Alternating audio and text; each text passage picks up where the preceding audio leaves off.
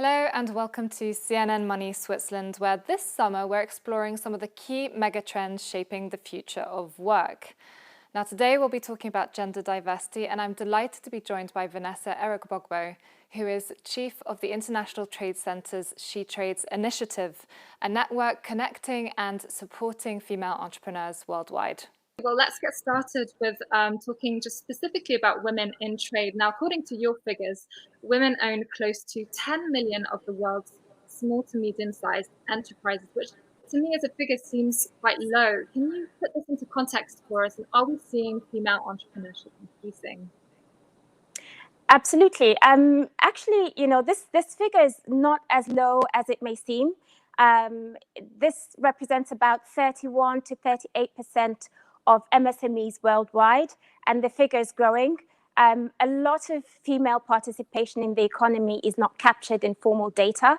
So, if you go out, especially into developing countries, it's plain to see the active role that women are playing in the economy through entrepreneurship. Unfortunately, though, what we see is that many of these women aren't actually represented in trade, which is a big concern for us. So globally, we found that only 1 in 5 exporting companies is female-owned, despite the close to 40% figure of ownership of MSMEs worldwide. Now, you've just launched this new data tool aimed at helping countries track the progress of women in trade. Can you tell us a little bit more about how it's going to work and what the data that you've collected so far shows us? Well, let me first give you a bit the context within which we developed this tool called SheTrades Outlook. We often, actually, enough of us know the headline figures behind the gender gap in economic participation. We even often know the evidence as to why this gender gap exists. And I'll tell you what the gender gap is. The gender gap says that at the current rate of progress, we have 257 years before women achieve economic parity. And we've seen in our work that when it comes to knowing what to do and understanding how to solve for this gender gap, we have a lot less to say. And this is because the issues are complex, the issues are diverse, the issues are specific to a context specific. And so we developed SheTrades Outlook as a tool to equip governments with specific avenues through which to develop better policy ecosystems. And we're thrilled to launch it just earlier this month at the UN High-Level Political Forum, where we had, indicating the importance of this topic, a number of ministers participate in the panel from the UK, from Bangladesh, from Trinidad and Tobago to discuss this new tool. And what this new tool does is it provides a framework around 6 key policy areas and a set of 83 indicators behind those policy areas: trade policy, business environment, legal and regulatory framework, finance, skills, and work and society. And you can see by the diverse range of these policy areas that this issue is multidimensional, it's complex, and for the first time we're able to capture this data across such a number of different policy indicators. So how will this data ultimately help to empower women?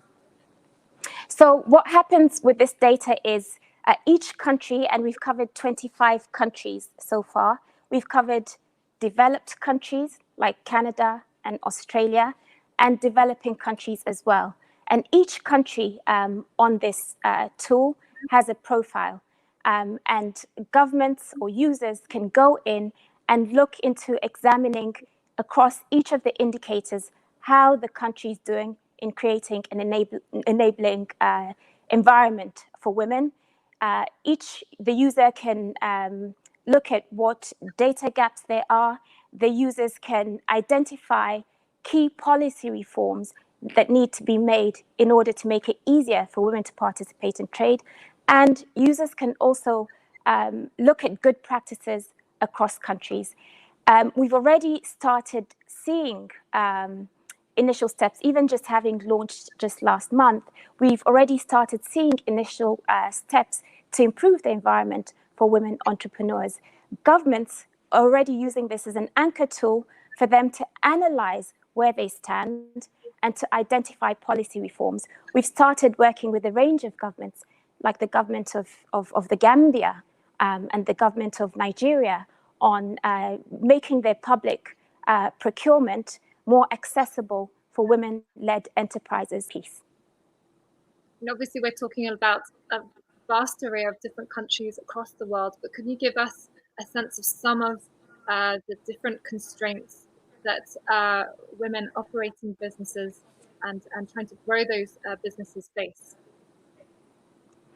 I would maybe for today like to focus on three key things, reflecting on what we've been seeing and hearing from the entrepreneurs that we work with during this coronavirus crisis. I think there are three things that I would like to highlight.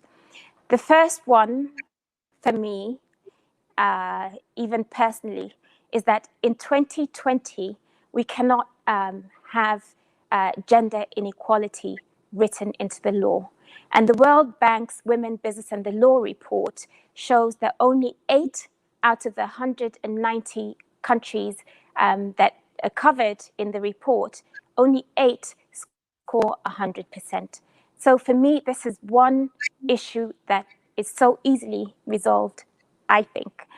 The second issue I'd like to spotlight is around digital inclusion and the gender digital divide. So, for example, women access the internet, 11% less, have 11% less access to the internet.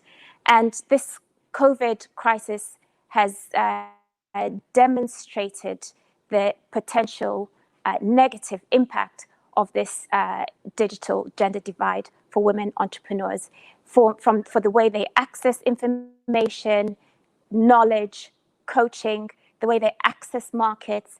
It's incredibly important that we focus our energies on bridging this gender digital divide, and not just in their access, but also in SMEs' ability to integrate advanced technologies in their production processes and the way they do business to ensure that they can remain competitive.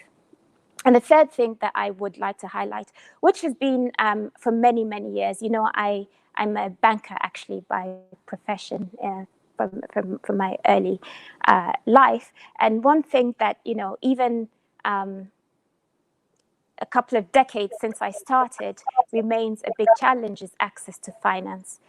And this has been exacerbated during the coronavirus crisis. And I think now it's time to think about innovative models that can bridge that access to finance gap. Innovative models that can bring the trillions of private financing into what is perceived as more risky investments. Because there's no shortage of private capital. And actually, there's no shortage of potential deals. The gap is in the perceived risk and managing that risk. Earlier this year, we launched together with international NGO CARE USA and Bamboo Capital Partners, which is a Swiss-based impact management fund, a $75 million gender justice fund, the CARE SheTrades fund, which is looking to invest capital and to deploy technical assistance to MSMEs in South and Southeast Asia to address just this issue, bringing in public finance, catalyze private investment. So for every dollar of public finance, $2.5 of private finance are realized. We've talked a lot about the negative effects of the coronavirus pandemic on trade, on women in trade, but here you were talking about innovation in finance and financial products. Are we already seeing some innovation come out of the pandemic? I think it's too early to tell where we're going to go with this. Of course, we've seen what I've really liked to see is some of the local solutions to local problems. So, for example, women, we know that there's been a gendered impact of the coronavirus pandemic. We know that women-led businesses tend to be smaller, and because of their size and the fact that they're in less productive sectors, they tend to be more vulnerable to economic shocks. We also know in Britain, for example, that women are more likely to work in 7 times more likely to work in sectors that are at risk of shutdown because of the coronavirus. And we see similar patterns in developing countries. What concerns me the most is that whilst in Europe we seem to be, at least for now, emerging out of the worst and have learned quite a lot of lessons, in many of the countries that we're working in, the coronavirus health impact and crisis is really beginning to kick off right now. So if we take the tourism sector, for example, this has been really, really hard hit. This is a sector in which many women work in. And it was really quite exciting to see how some of the project teams in one of our programs in the Gambia was able to train tourist guides to actually go out into the communities and provide information on safety measures for coronavirus. So I thought that was quite an innovative way to use, human resources. We've seen a lot of the companies we work with that can start to explore e-commerce avenues. We've seen just last month, I think it was, we arranged our first virtual trade fair, United Fresh Life for the first time, which is a big trade fair that deals in fresh produce. They organized this huge virtual trade fair where there were 15,000 participants, and we're able to bring 40 companies from Africa to participate in this trade fair. On the one hand, they lost the benefit of that face-to-face relationship building, and we had 1 or 2 connectivity issues. But on the other hand, many of them were very well prepared. They were able to make a lot of business contact, and we were able to do away with the costs of travel and visa issues and so on. So these are some of the new innovations that we're beginning to see. A lot of things are happening online. The world is shrinking even more. And I think that given the capabilities that these companies have been developing over the past 6 months, I think that a lot of these changes will be here to stay for the long term. That kind of led me on to the next question, was where you could kind of see this going in 5 to 10 years, and where you see participation of women in trade and the support there for women owning and operating their own businesses. Do you see progress there 5 to 10 years from now? What will that look like? I am very hopeful about the future for women in the economy, for women entrepreneurs, for women in trade. I'll tell you why. If we look back at the kind of support and programs that have been provided, a lot of those have focused on the women themselves. Some of them have focused on the institutions, but a few things have happened over the past 5 years that I think set us up really well to accelerate progress on the Sustainable Development Goals and the journey to 2030. The first one is at the multilateral level. For the first time in 2017, 127 WTO members and observers adopted the Buenos Aires Declaration on Women and Trade. And this was the first time that countries were putting gender equality on the multilateral trade agenda and agreeing to work together to improve the participation of women in trade. Secondly, we see countries starting to really intensify efforts to incorporate gender considerations in their trade agreements at varying levels of intensity, but this is a positive signal. Thirdly, we see a lot of policy reform taking place. So this is yet again another very positive signal. And so, you know, with all these different levers being pushed and pulled, I think we can maybe really live up to the Secretary General's, the UN Secretary General's call to action for this decade until 2030. Vanessa, thank you very much for your insights and for joining us today. Thank you very much, Kasmira. It's been a pleasure.